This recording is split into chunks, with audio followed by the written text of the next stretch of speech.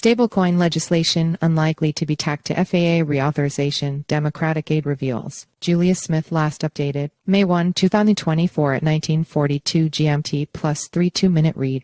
Proposed stablecoin legislation is unlikely to be tacked onto the must-pass Federal Aviation Administration's FAA Reauthorization bill despite attempts by Representatives Maxine and Patrick McHenry, a Democratic aide on Capitol Hill, revealed Tuesday. Stablecoin legislation merger with FAA reauthorization unlikely. Speaking with CoinDesk, the anonymous staffer claimed that leaders in both the Senate and the House of Representatives are not keen on adding legislation dealing with stablecoins onto the staple FAA bill. U.S. lawmakers typically pass less popular legislation to larger bills almost guaranteed to pass in hopes of drumming up bipartisan support for their cause. Punchbowl News reported earlier this month on Representatives Maxine and Patrick McHenry's attempts to pitch Senate Majority Leader Chuck Schumer their proposed combined stablecoin and FAA package. The political publication noted that the merged legislation would be fairly unprecedented in financial services policy. Patrick McHenry and Maxine push for stablecoin bill. Introduced in 2023, McHenry's Clarity for Payment Stablecoins Act would see stablecoins regulated similarly to the traditional financial sector. The House Financial Services Committee chair's bill is not the only proposed stablecoin policy making rounds in Washington, D.C. Earlier this month, Senators Cynthia Lummis and Kirsten Gillibrand brought forward the Lummis-Gillibrand Payment Stablecoin Act, which would allow federal and state depository institutions to become stablecoin issuers while